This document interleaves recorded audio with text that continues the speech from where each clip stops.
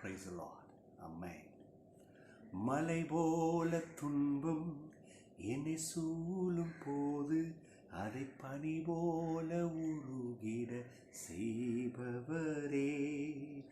மலை போல துன்பம் என்னை சூழும் போது அதை பனி போல உருகிட செய்பவரே. கண்மணி போல் என்னை காப்பவரே. உள்ளங்கையில் புரிந்தென்னை நினைப்பவரே. கண்மணி போல் என்னை காப்பவரே. உள்ளங்கையில் புரிந்தென்னை நினைப்பவரே. நீ போதும் என் வாழ்விலே ஏசையா, நீ போதும் என் வாழ்விலே. நீ போதும் என் வாழ்விலே ஏசையா, நீ போதும் என் வாழ்விலே. தாய் போல தேற்றி தந்தை போல ஆற்றி தோள் மீது சுமந்திடும் என் ஏசையா. ஆமாப்படே, நீ தாயை போல தந்தை போல எங்களை தேற்றுகிறீர். இன்னைக்கு எங்களுடைய வாழ்க்கையிலே மலை போல துன்பம், ஒரு உயர்ந்த மலை எவ்வளவு உயர்ந்து நிற்கிறதோ அதே போல இன்னைக்கு எங்களுடைய பிரச்சனைகளும் தோல்விகளும் தடுமாற்றங்களும் பற்றாக்குறைகளும் சரீரத்தின் வியாதிகளின் பிரச்சனைகளும் எங்கள் முன்பதாக மலை போல நிற்குது. நீ சொல்லுகிறீர் அது பனி போல கரைந்து போகும். உங்களை நம்பும் பொழுது அந்த மலை போல இருக்கிற பிரச்சனைகள் குறைகள் தடைகள் கரைந்து போகும். இன்னைக்கு இந்த காலை வேளையில கண்ணீரோடு கூட இருதயத்தில் ஏக்கத்தோடு கூட எப்போ இந்த தடைகளிலிருந்து நான் வாழுவேன், தடையை கர்த்தர் என்னிடத்திலிருந்து நீக்குவார், இந்த குறைகள் எப்பொழுது மாறும். நிறைவானவர் வரும் பொழுது குறைவானது ஒழிந்து போகும். அப்பா, என்னைக்கு உமது பிள்ளைகள் உள்ளத்தில் வாங்கப்பா. யார் யாருக்கெல்லாம் மழை போல பிரச்சனை இருக்குதோ அதை அகற்றுங்க, அதை எடுங்க, பதறாக்குங்க. இன்னைக்கு உங்க வார்த்தையில எங்களை பலப்படுத்துங்க.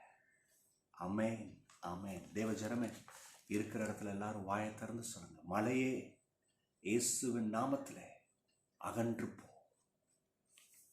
அகன்று போ என்று சொல்லுங்க. அந்த பிரச்சனைகள் அகன்று போகும். ஆமென், ஹல்லேலூயா. மத்தேயு எழுதின சுவிசேஷம் 6ஆம் அதிகாரம் 25ஆம் வசனம், அதுக்கப்புறம் 26ஆம் வசனம் ரெண்டையும் பார்க்க போறோம். என்ன வருது? ரொம்ப முக்கியமான விஷயம். ஆகையால் எண்ணத்தை உண்போம் எண்ணத்தை குடிப்போம் என்று உங்கள் ஜீவனுக்காகவும் எண்ணத்தை உடுப்போம் என்று உங்கள் சரீரத்திற்காகவும் கவலைப்படாதிருங்கள். இந்த பகுதியில் மேஜரா வர்றது கவலை. மனுஷனுடைய வாழ்க்கையில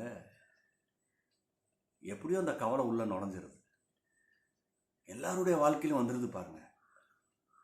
அது மேஜரா எப்படி இருக்குன்னு சொன்னா, என்ன சாப்பாடு, என்ன உடை, எதை குடிக்க போகிறோம், ஜீவன் எப்படி இருக்கும் இல்லையா, வாழ்க்கை எப்படி இருக்கும். அதனால தான் அந்த உடனா வருது.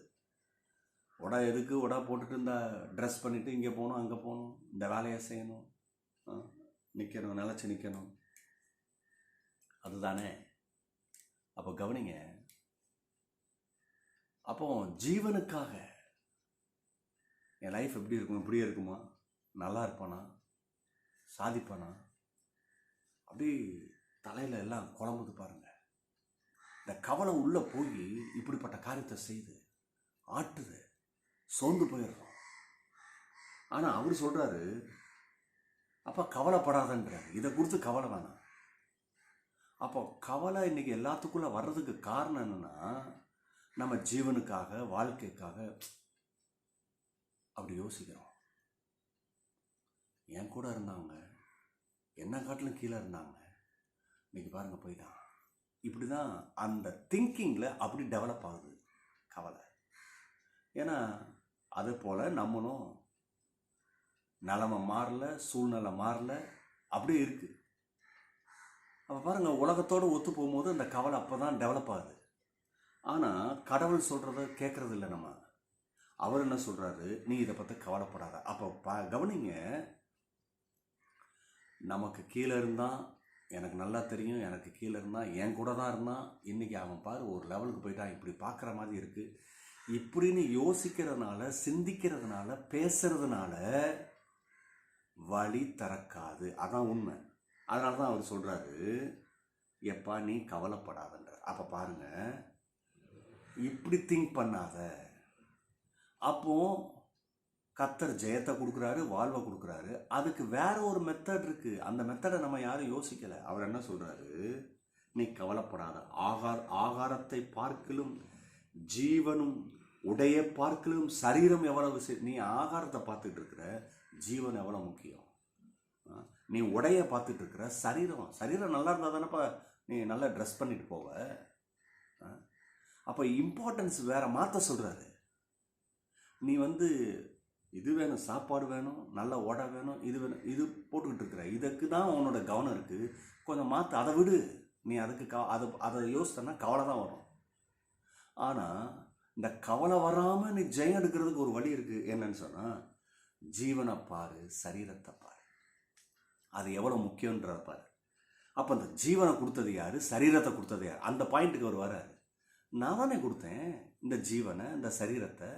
நீ என்கிட்ட வா. நீ என்ன நம்பு. நீ என்ன நம்புனா அந்த ஜீவனை நல்லா சுகமாக வைப்பேன், அந்த ஜீவனுக்கு வேண்டிய ஆகாரம் கிடைக்கும். அதை போல் உன் சரீரத்தை நல்லா வைப்பேன், ஆரோக்கியமாக வைப்பேன், சுகத்தை கொடுப்பேன். அப்போ என்ன வரும், நல்ல உடைய நீ போடலாம். பாருங்க, மாறுது. கவலை இருக்கிற இடத்துல பயம் இருக்கும். பெரிய ஆளாக அவங்க இருக்கிற மாதிரி தெரியும். காரில் போகலாம், வரலாம், ஃப்ளைட்டில் பறக்கலாம். உள்ள கவலை இருந்துச்சுன்னா அவன் பயந்த ஆளுன்னு அர்த்தம். பயப்பட தான் இந்த கவலை உள்ள டெவலப் ஆகி நம்மளை முன்னேற விடாமல் தடுக்குது. இந்த காலை வேளையில் தயவு செய்து தெரிஞ்சுக்குங்க, கவலைப்படுறதுனால ஒரு முளத்தை கூட்ட முடியாது, குறைக்க முடியாது. கிதியோன்கிட்ட கர்த்தர் சொல்கிறாரு, அவனை கூப்பிடும் போது எப்படி சொல்கிறாரு, God said it to Gideon when calling him to lead Israel. இஸ்ரேலை லீட் பண்ணுறதுக்கு கூப்பிடும் போது, நியாயாதிபதிகள் 6:23 பார்த்தீங்கன்னா, you are safe, do not be afraid, you are not going to die. நீ சாக மாட்டப்பா, பயப்படாத, நான் உன்னை கொண்டு பெரிய காரியம் செய்வேன். சாதாரண கிதியோன் கலக்கிறான். எப்போ தெரியுமா, கடவுளுடைய வார்த்தையை நம்ப முடியுது. வேதத்தில் 350 முறை பயப்படாத கலங்காதன்னு வருது. எதுக்கு தெரியுமா, ஒவ்வொரு நாளும் பயப்பட மாட்டேன், கலங்க மாட்டேன்னு. வாழ்க்கை மாறும், தரமுள்ளதாக மாறும். நீ ஆசீர்வதிக்கப்படுவ, ஜெயத்தை எடுப்ப, சாதிப்ப. அதனால் கவலைப்படாமல் கர்த்தரை நம்புவோம். எதுக்கு இந்த ஜீவனை கொடுத்துருக்காரு, இந்த ஜீவனுக்குள்ளே என்ன வைக்கணும், விசுவாசத்தை வைக்கணும். இந்த ஜீவனுக்குள்ளே என்ன வைக்கணும், அவருடைய வார்த்தையை வைக்கணும். இந்த சரீரம் அவர் தங்குகிற இடமாக, உள்ளமாக, ஆலயமாக, வீடாக இருக்கணும். கடவுள் உங்களை உயர்த்துவார். God bless you. Bye-bye.